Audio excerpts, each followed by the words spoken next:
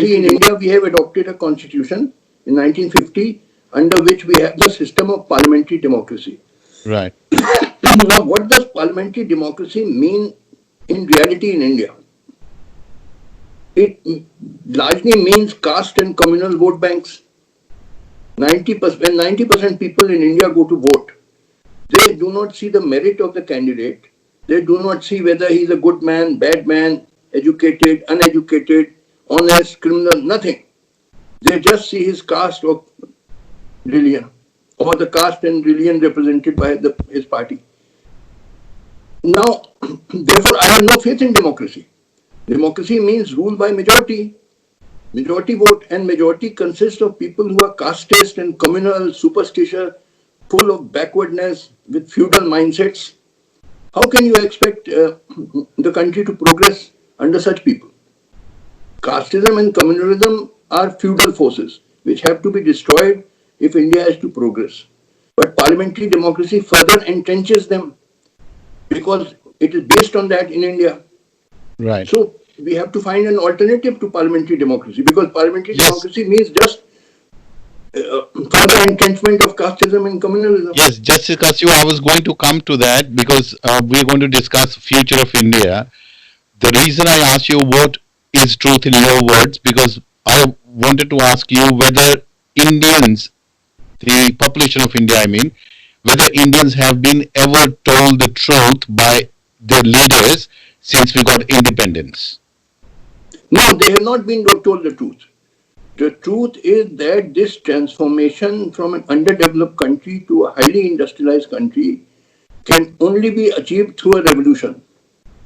It cannot be achieved through the method of parliamentary elections. Because parliamentary election means relying on caste and communal vote banks. So basically you were alluding to political agendas. Listen, yes, political agenda, because, as I said, every system, the test is, does it raise the standard of living of the people? Does it give people better lives? And for Indians and Pakistanis to get better lives, they must transform India from an underdeveloped country to a highly industrialized country. And for that, there has to be a revolution. You see, I am not a person who is violent by nature, but the fact is that how else is this historical transformation to take place? If you read my article online, whose title is "Why Celebrate Republic Day When the Constitution Has Become a Scarecrow?" Right. This was, I think, published in the portal theweek.in. Why celebrate Republic Day when the Constitution has become a scarecrow? In which I mentioned that in India everything has collapsed. All the state institutions have become hollow and empty shells, whether it is parliament or judiciary or bureaucracy. They are not serving the people anymore. And yes, on the other hand, the distress of the people is rising. Unemployment has reached record level. Child malnourishment has reached appalling levels. Healthcare is in shambles. Good education is almost non-existent except for a few. So everything has collapsed in India. And Justice Katju, just to interrupt, sorry, I have seen many of your interviews, read many of your articles online as well, and I am fully aware that you have a firm belief that India is going to have a revolution and India will change because the Indian system currently is beyond redemption. Everything has collapsed and failed. That is what your belief is. That's what you always say. But in the process, since independence till now, because you are such a rare personality and you have wealth of experience and a very fine legal mind, this opportunity I don't want to let go. I want to ask your assessment of certain people who have been in power since independence and played some role. May not be good, but I want to know what your assessment of those people is. And therefore, if you don't mind giving me your take on those people, first of all, Jawaharlal Nehru. What do you think? Did you go? Jawaharlal Nehru is the only political leader in modern times whom I respect. Right. I do not respect anybody else. I do not respect his daughter Indira Gandhi or her progeny. I do not respect any other political leader. He is the only political leader of modern time. He had a modern vision. He was not corrupt. He wanted to take India forward. He had a vision of industrializing India. See, in 1947, India had very few industries and very few engineers because Right. broadly the British policy was not to allow India to industrialize. Because Yes. if India had industrialized, then Indian industry would have become a big rival to British industry. So Right. the British never permitted us heavy industry like steel plants and all. They only permitted light industries like textiles and plantations and so on. But after 1947, Nehru became prime minister. He had a modern vision. He wanted to industrialize India. And to some extent, he did. He set up steel plants. He opened IITs, engineering colleges, and so on. So, limited degree of industrialization did take place, and Under that him. was mainly because of Nehru. Okay. He is the only one I respect. I don't respect anybody else. So what Indira do you Gandhi think? was a What do power you think? crazy What woman. do you think the contribution of Mrs. Indira Gandhi was to India? Indira Gandhi was a power crazy woman. She had no principles, no ethics. She imposed a fake emergency when she was about to be stripped of power because of the judgment of Allahabad High Court. To remain in power, she imposed a fake emergency which caused so much suffering to the people. And she was just had a lust for power. She thought herself too smart. She thought she's very intelligent and Indian people are fools and she can remain in power. I have no respect for her. And Rajiv Gandhi? I have no respect for Rajiv Gandhi. Just consider a few things. Right. While posing to be a very modern man, when the Shah Bano judgment was given by the Indian Supreme Court that a divorced Muslim woman has a right to maintenance. Yes. Now that judgment was a humanitarian and progressive judgment. Yes. After all, everywhere you have to give maintenance to your wife if you divorce her. Yes. But because these Maulanas, these religious Muslim clerics raised a hue and cry that, oh, Sharia in danger and all that. So just to retain his Muslim vote bank, by parliamentary legislation, he abolished that judgment. A judgment which was progressive and humanitarian judgment. After all, if a wife is thrown out of a house, who else will, if she has children, who else will, you have to give maintenance. Yes. But because the Maulanas, Maulvis raised the hue and cry that this is against Sharia, Rajiv Gandhi surrendered to them and got the judgment annulled by parliamentary legislation. Secondly, he got Sikhs massacred in 1984. I can tell you what happened in 1984. Indira Gandhi was assassinated on, I think it was 31st October 1984 by Sikh security guards. Rajiv Gandhi was at that time in Calcutta. He rushed back to Delhi the same day, and same evening he was sworn in as the Prime Minister. He evidently went mad that how dare anybody assassinate my mother. Mm-hmm. So he said, oh, he gave oral instructions that massacre these Sikhs.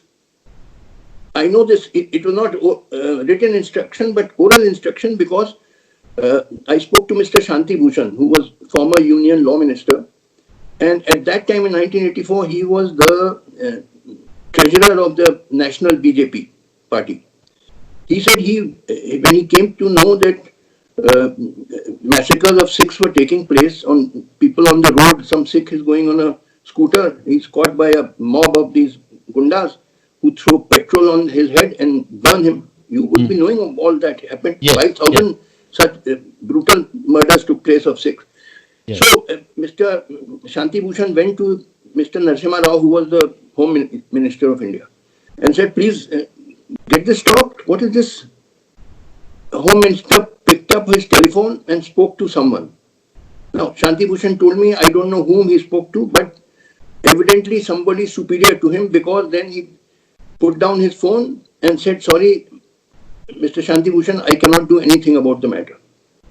So evidently he spoke to Rajiv Gandhi, who must have said that massacre of Sikhs. For 3 days, Sikhs were massacred and army was not called in to stop it.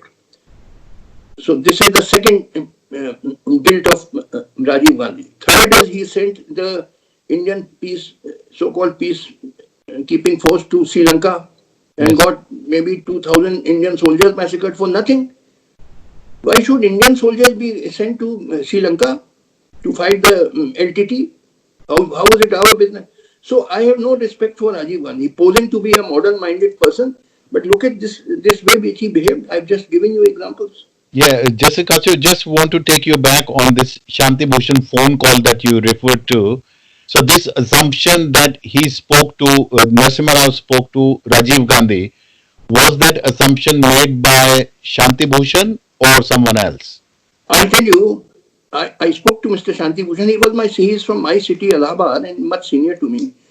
He told me that he went to the Union Home Minister, Narasimha Rao, Right, and said, please get this massacre of Sikhs stopped. It is taking place on a very wide scale. right, Then, what Mr. Shanti Bhushan told me, Narasimha Rao picked up the telephone and spoke to somebody. right, Now, Shanti Bhushan said that I don't know whom he spoke to. He never told me whom he spoke to. right, But after speaking to that person, he put down the phone and said to Mr. Shanti Bhushan, I'm sorry, I can't do anything. Now, if Union Home Minister is saying that I can't stop the massacres, what inference will you draw? Will you not draw the inference that he spoke to somebody superior to him who yes, told him to keep his hands off and let the massacre continue? What logical inference will you draw?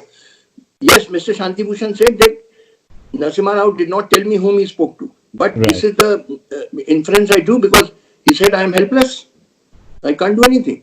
right. Okay. Your assessment of Sonia Gandhi, Justice Katju? Sonia Gandhi, another, she has looted India.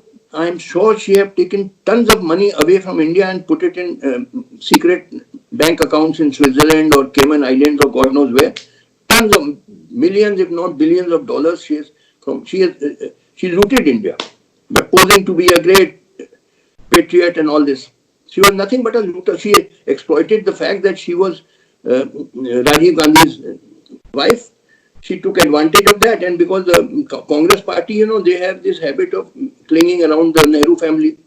Right, That is the glue which binds them. So she took advantage of that and she looted India. She took tons of money away from India. right. In the new concept that which we will discuss that you have of a revolution, the new India, do you think Rahul Gandhi has a role to play? No, no, he has nothing in his head. He has nothing in his head. Nothing. What about Narendra Modi?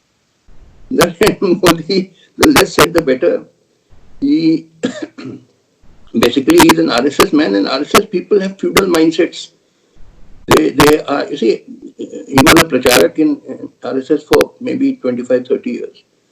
RSS is an organization which is rabidly anti-Muslim. Whatever they may profess, but the reality is it is rabidly anti-Muslim. You read the book called Bunch of Thoughts by the second leader of RSS called M.S. Golwalkar. Right, His book Bunch of Thoughts, where he's poured venom on against Muslims and Christians. So they are rabidly anti-Muslim, and that is why in his regime, see what is happening. Lynching of Muslims have taken place. Pehlu Khan, Ikhlaq, Tabriz Ansari, and so many I can name. right, And in fact, uh, instead of giving harsh punishment to the perpetrators, often the family members of the victims have been persecuted. Criminal cases have been launched against their relatives. Just see the reverse of what should happen. Then see, uh, anybody criticizing the government is inviting trouble. Democracy means that you have a right to criticize the government. But in India today, if you criticize the government, supposing you criticize the Citizenship Amendment Act, right, then many Muslims have criticized it because they thought it was discriminatory, discriminates against Muslims. yeah, So that pregnant Muslim woman, Safura Zargar, she has been arrested and she's in jail. And trumped up charges, fabricated charges have been levied against her.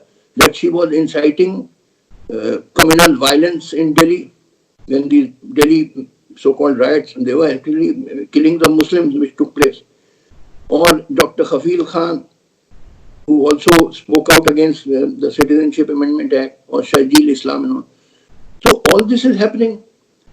The real persons, like for example Kapil Mishra, who's in the BJP, he is said to have instigated the killings of Delhi uh, by his speeches, or Anurag Thakur, who said publicly, you can see on YouTube, he's a Yes, minister in the central government. yes, He said, Desh ke gaddaron ko, and the crowd shouted, Goli maro salon ko.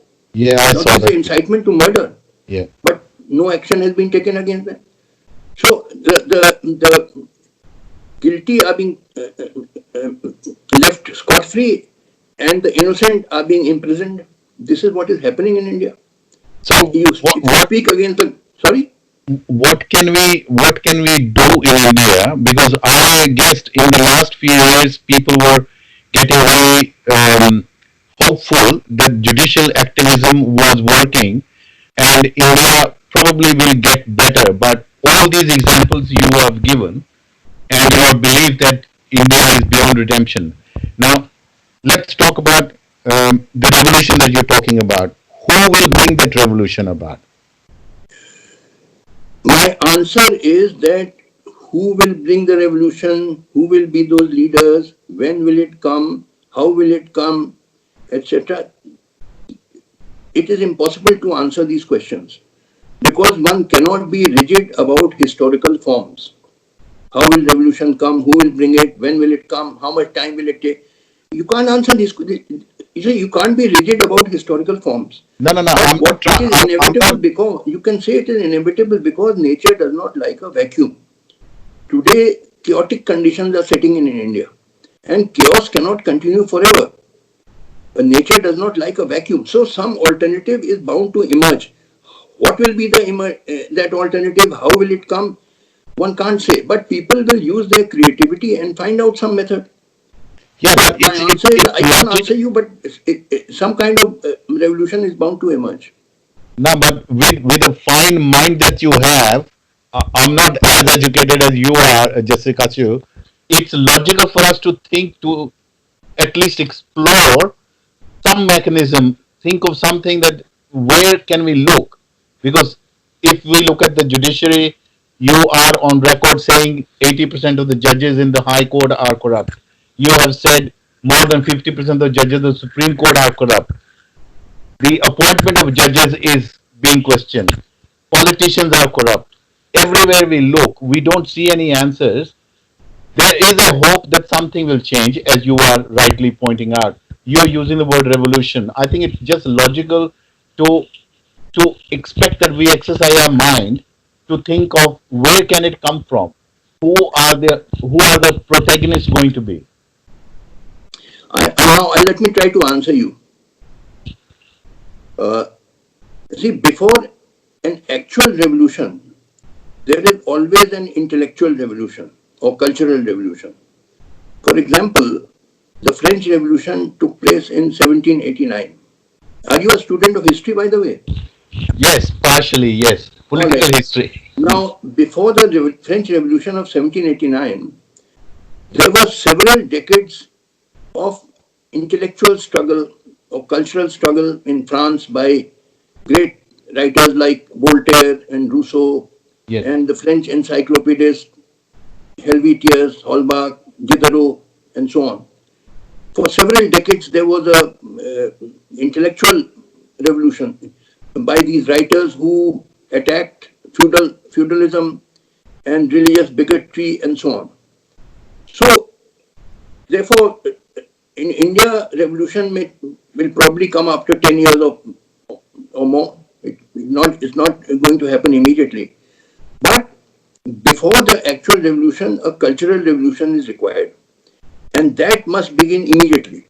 And which means the patriotic people must write and speak against the caste system, against communalism, against superstitions, backward practices, they must be strongly attacked by So patriotic thinkers. are you noticing any signs of that beginning? Yes, I'm doing it myself. I'm doing it myself. I'm one of the persons on the front line attacking casteism, communalism, superstitions, backwardness. See, in an actual revolution, many people have to give their lives. Now, a person will voluntarily give his life if he knows that he is fighting for a noble cause. Then only he will voluntarily give his life. So, to convince him that he is fighting for a noble cause, intellectuals are required to explain to him that this is the cause for which we are fighting. The cause is transformation of India from an underdeveloped country to a highly developed country. This must be kept in mind. This is our single point objective. Right. And people have to be persuaded that unless you become a highly industrialized country, you will remain poor, and poor people are kicked around in the world. They are not given respect. This is the way of the world, unfortunately. So if you don't want to be kicked around, you must transform India into a highly industrialized country, and we are fighting for that. So when you persuade people that this is what we are fighting for, then people will voluntarily give their lives because they will feel that I'm giving my life for a noble cause. So that So is the way a cultural. are you finding many people who are of the similar views and joining you in your crusade? Yes, lots of people. Listen, let me tell you one thing. Do you understand Hindi? Yes, I do. Hindi में कहते हैं सत्य में बड़ी शक्ति होती है. जी Truth बिल्कुल. has great power. Yes. If what I say is true, it may sound very shocking to you because it may be something new. You've never heard it before. So you may not accept it today, you may not accept it tomorrow, but day after tomorrow you will accept it if it is true. For example, in 1547, Copernicus, for the first time in the world, said it is the earth which goes around the sun, not the sun which goes around the earth. Before Copernicus, people believed in the Bible, which said that the sun goes around the earth. Right. That was known as the geocentric theory. The right. Earth is the center of the universe. Right. Bible, then Ptolemy, the Greek, they had propounded the geocentric theory. But Copernicus demonstrated scientifically that no, it is the earth which goes around the sun. That was known as the heliocentric theory. Now, that was initially so shocking because it went against the Bible. It went against the established theory of Ptolemy. The people were shocked. In fact, it was dangerous to advocate that theory. Even in 1625, when Galileo asserted it, he was almost burnt at the stake for advocating Copernicus' theory, and he then recanted that and saved his life. So, what I mean to say, for a long time, Copernicus' theory was not accepted, and it was in fact dangerous to advance the theory. But because it represented the truth, ultimately everybody accepted. So what I mean to say is that truth has great power. You may not accept it today, not accept it tomorrow. Day after tomorrow, you will certainly accept it. Now, just so I personally also am of the same view that things have to change because the way things are in India, it cannot go on, as you said.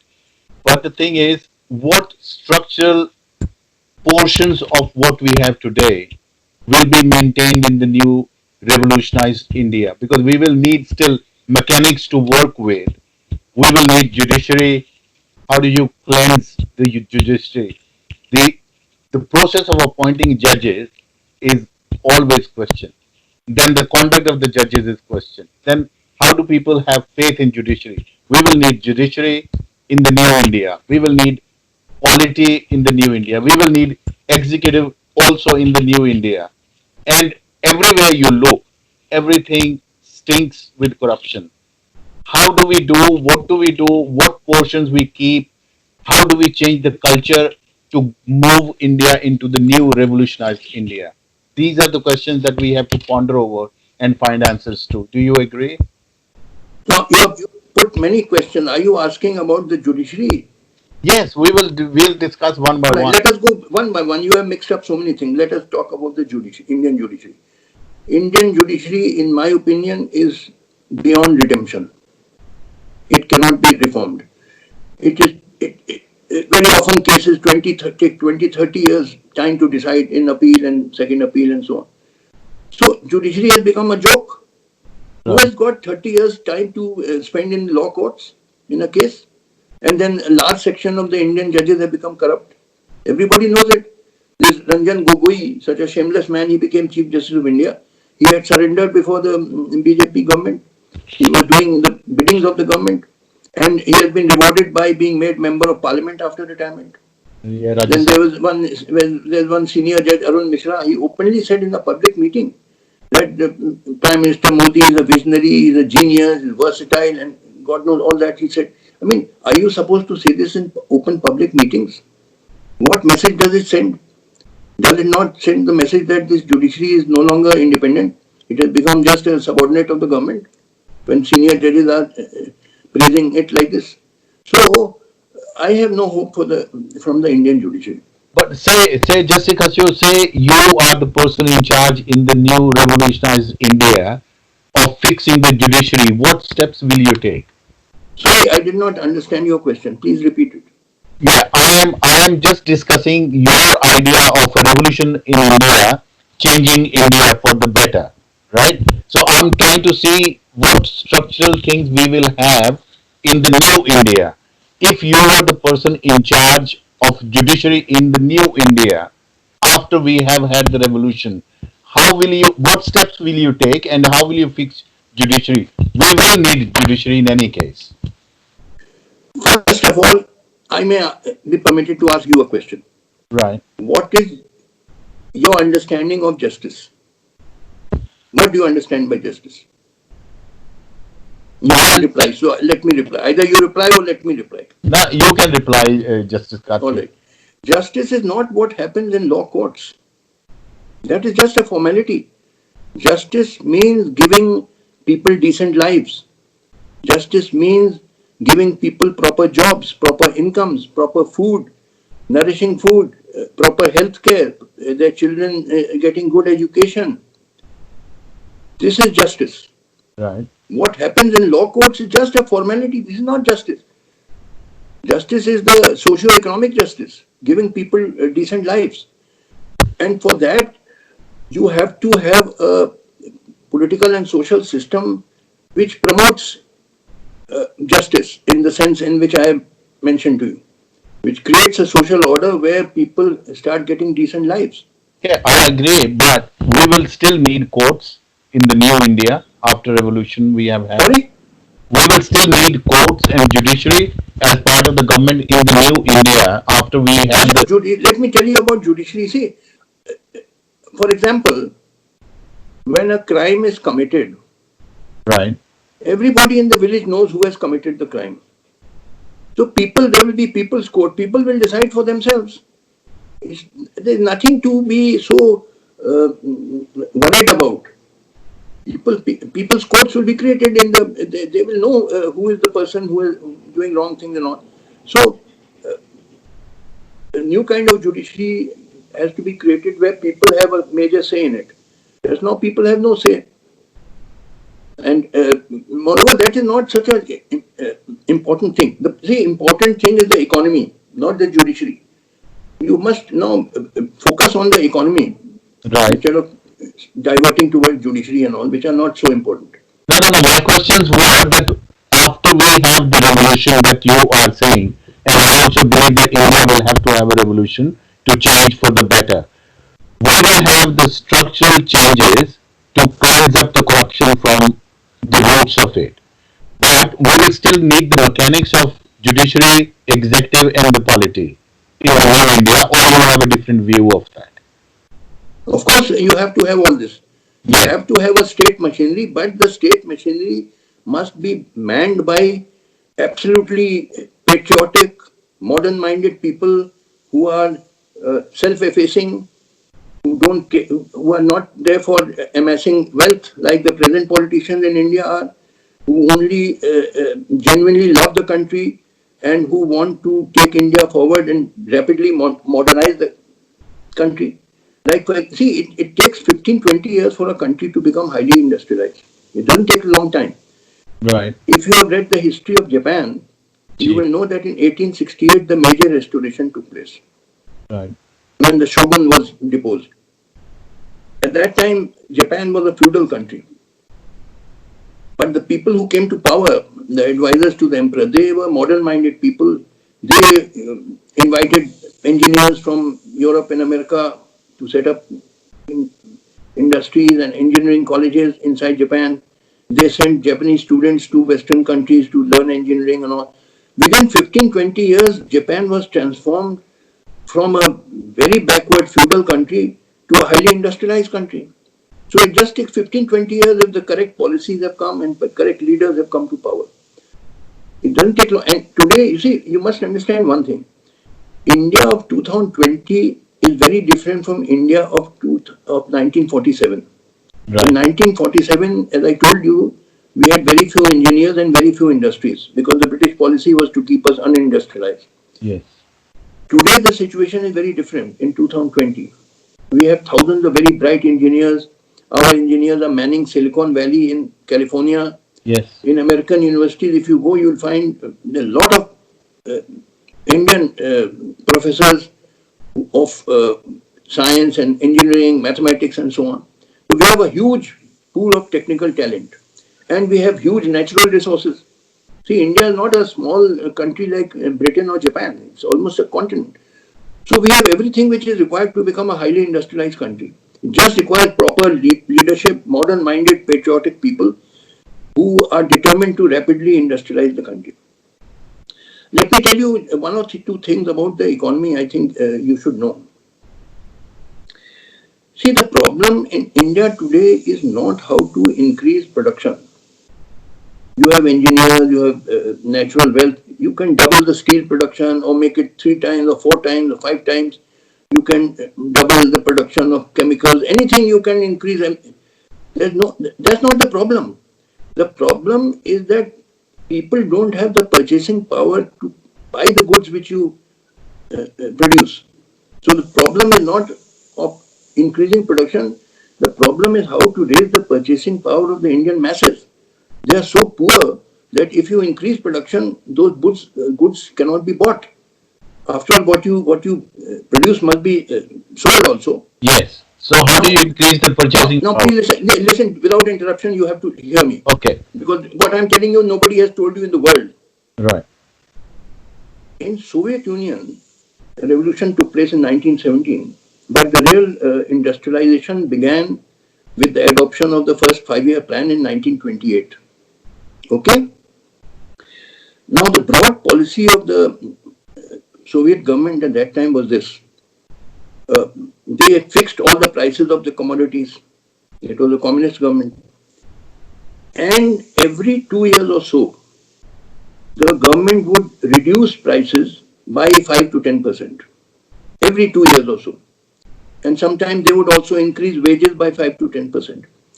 So, by steadily reducing prices, the worker with the same wage could now buy more goods because goods are becoming steadily cheaper. Every 2 years, prices are being reduced by 5 to 10%.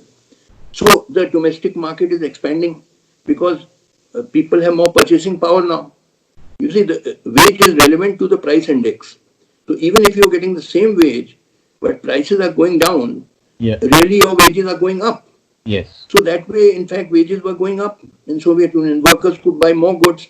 Simultaneously, industrial production was stepped up. So what was produced could be absorbed in the domestic market. See, basically, you have to depend on the domestic market, not the foreign market, if you want stability. Because reliance on foreign markets is very precarious. That market may be cut off. Supposing we have a market in America, there may be a recession in America, so they may not buy your goods, then your factory will close down. Or some other power like Chinese may capture the market you were supplying.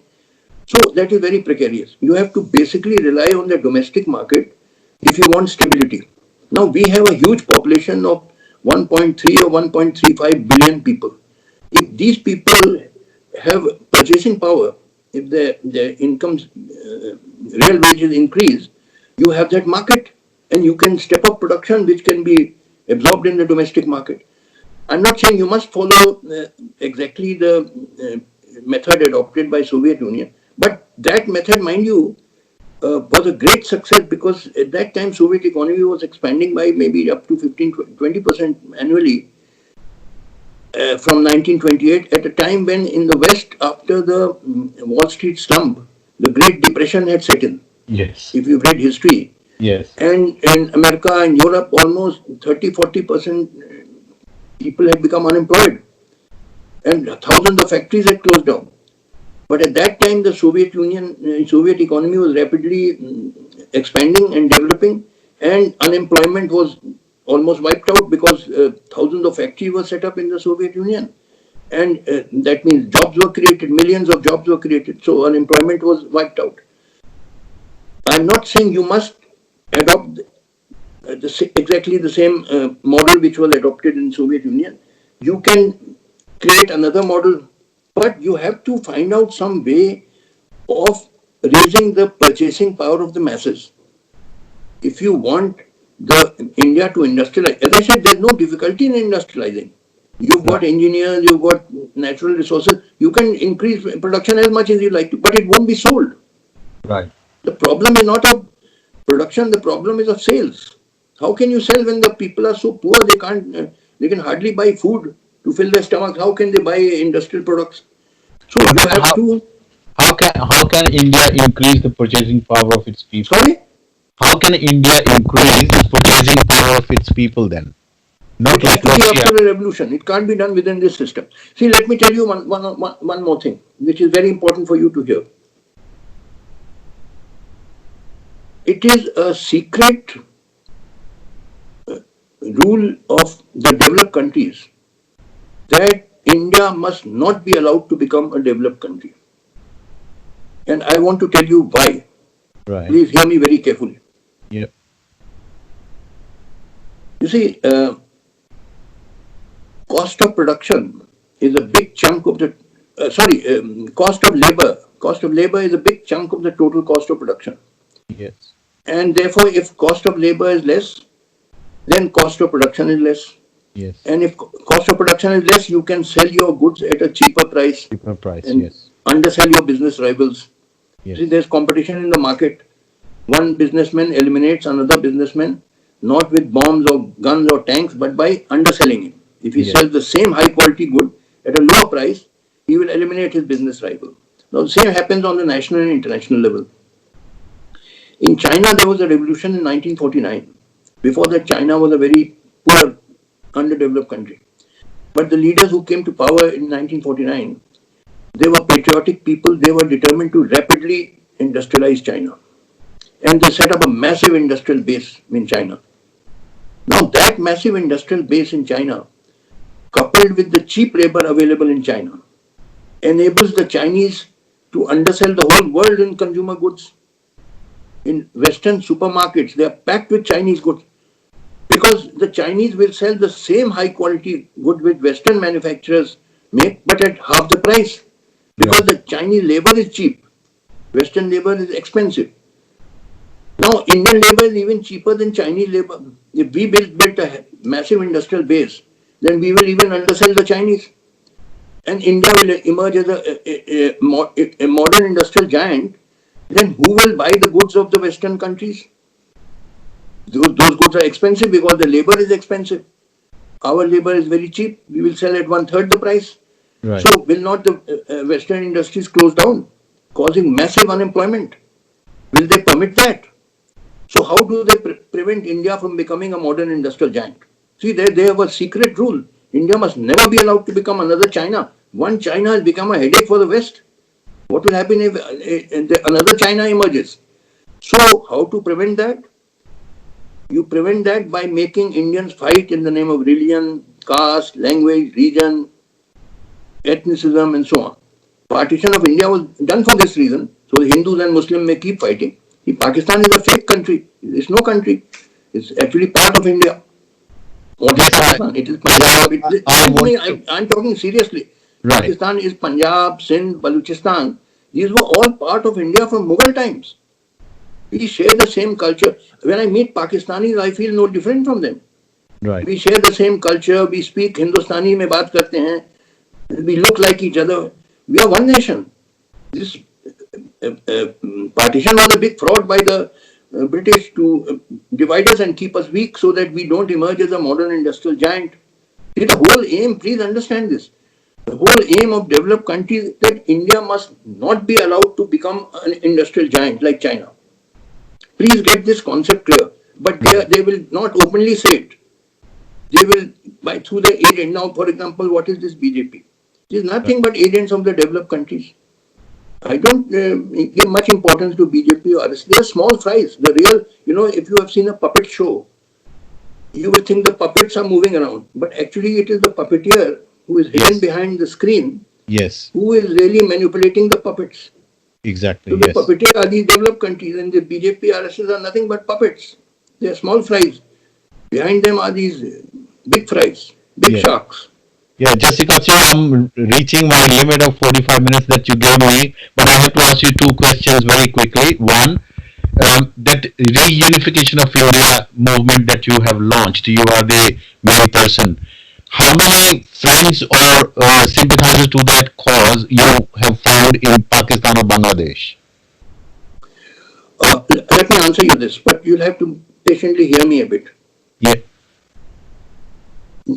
Lot of Pakistanis, I know I found they sympathize with this and they agree with this, but they cannot openly say so because they are afraid that the authorities will arrest them.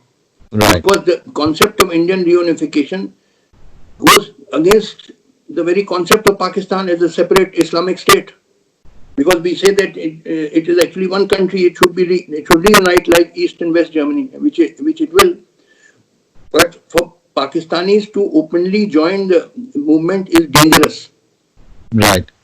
They have to secretly join it. They So cannot open just. if that happens, if they are unified, India, Pakistan, Bangladesh, do you think the name will remain India or it will become United States of India? No, it will be India, but it will not be the Akhand Bharat of RSS. See, the RSS also has the idea of reuniting India called Akhand Bharat, but they want a Hindu-dominated India. Right. I am opposed to any religion dominating. Right. I want a reunited India which is totally secular, no religion dominates over another, and it will be led by modern-minded, scientific-minded leaders who are determined to rapidly industrialize the country and make it a highly prosperous country. Right. And I also wanted to ask you, Justice Katsu, how has the Modi government managed this crisis, COVID-19 crisis in India? How has it managed this COVID-19? Yes. What's your assessment? Have they done a good job, bad job? Now you have to give me a little time. That's fine. Okay. Now,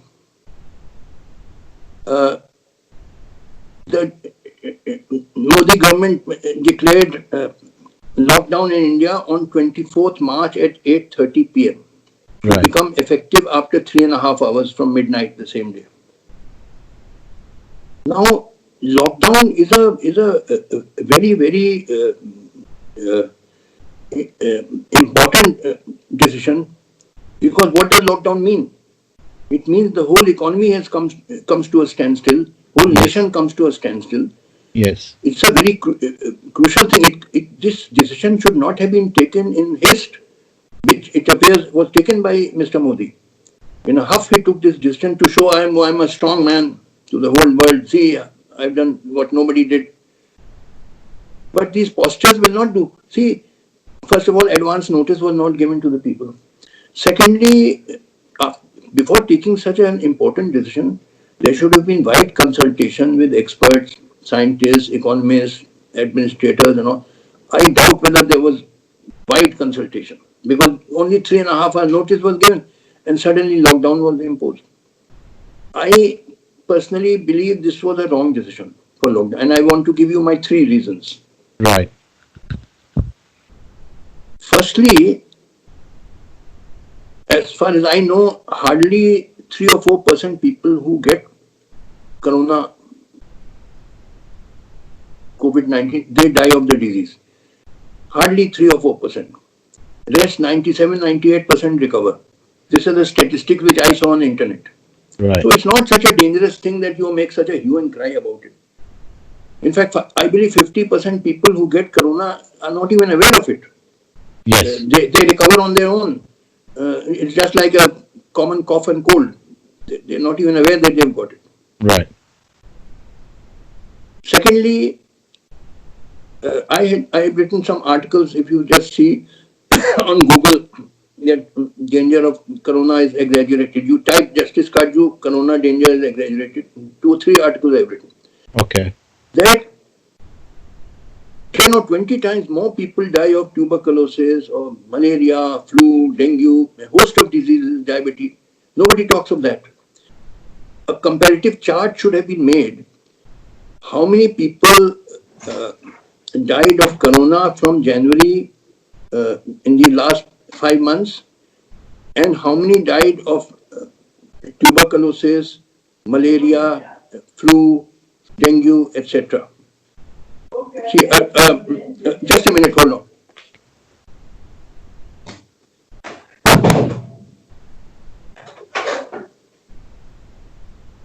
Sorry. That's okay. A comparative chart should have been made. How many people in the, because corona came in India, I think from January, how many people died of malaria, flu,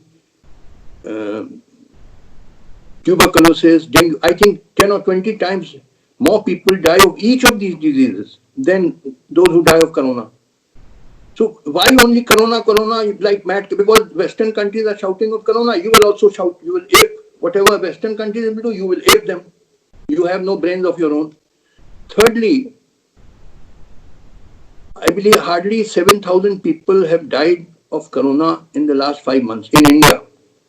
How many have died in the United States? Yeah. I think 120,000, 130,000. Yes. Can you check up on Google and tell me? Yeah, I can. How many died of corona? Yeah, in I'll USA? just check. I'll just check in a minute.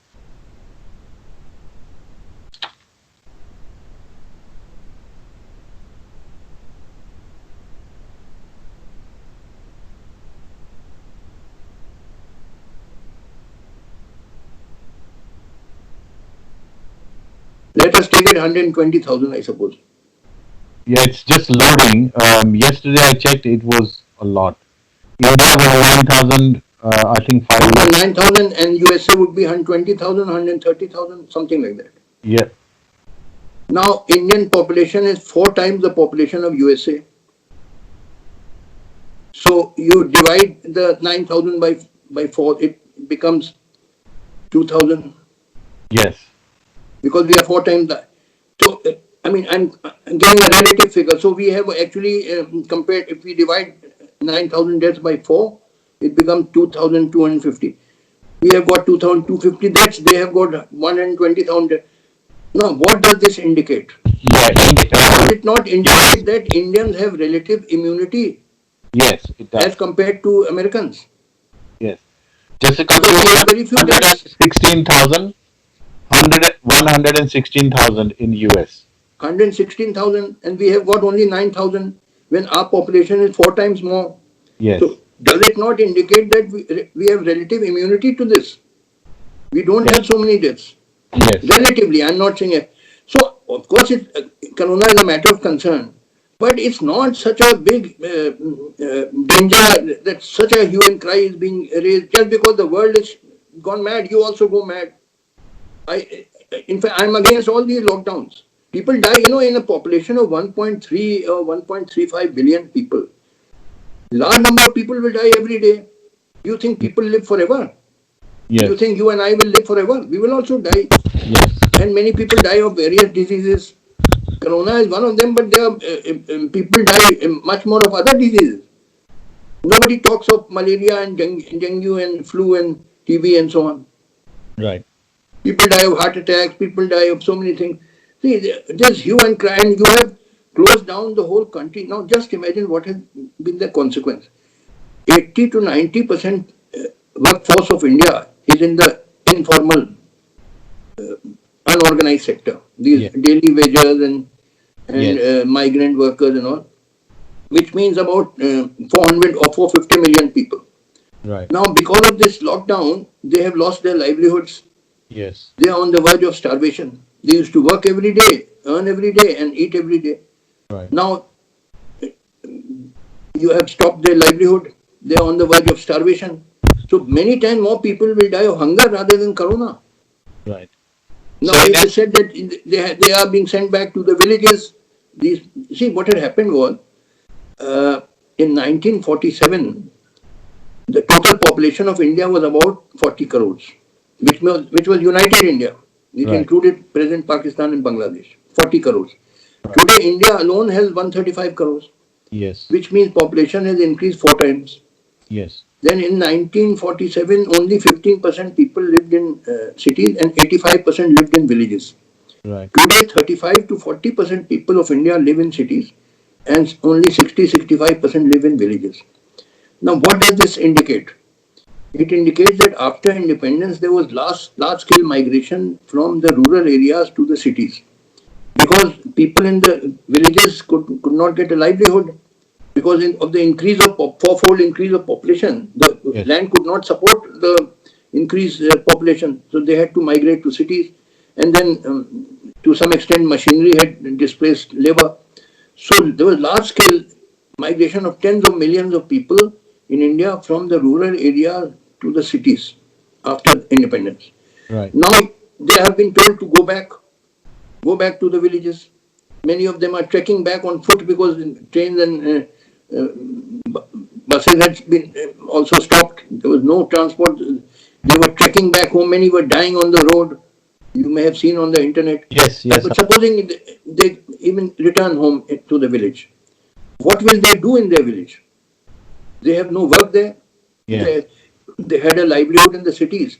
They were earning a little bit and sending to their wives and children in the villages.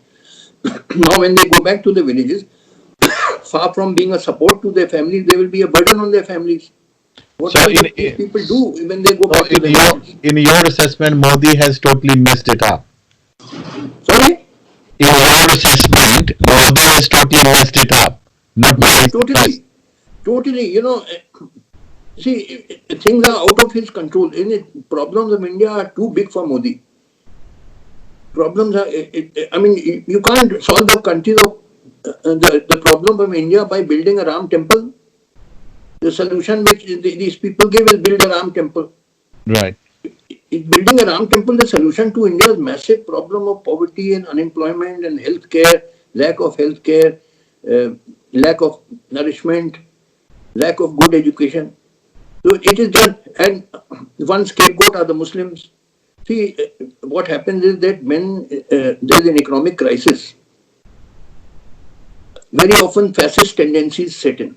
Like it Right. happened in Italy in 1922, Right. when there was an economic crisis in Italy, then Mussolini came to power, and similar Hitler came to power in 1933. So when Yes. there's an economic crisis, very often fascist tendencies set in. Here in India is also there's an economic crisis. So fascist tendencies are setting in. And apart from suppressing freedom of speech and all that, what is being done is the Muslims are being targeted because you need a scapegoat. Just as Hitler found the Jews, that it is because of the Jews that we have all the problems in Germany. So now Muslims are the target. That because of Muslims, they're all the problem in India are because of them. So that is why very often Muslims are either lynched or they are arrested on trumped up charges, like that pregnant woman Safura Zargar, about whom I mentioned, Yes. who's been in jail for many months, and so many other people I can give. Okay. Finally, Justice Katsu, just one question. If you were Prime Minister of India today, can you name your cabinet ministers? Name my cabinet. Yes. No, I can't answer this question. This is too hypothetical a question. So I'm sorry, you'll have to excuse me.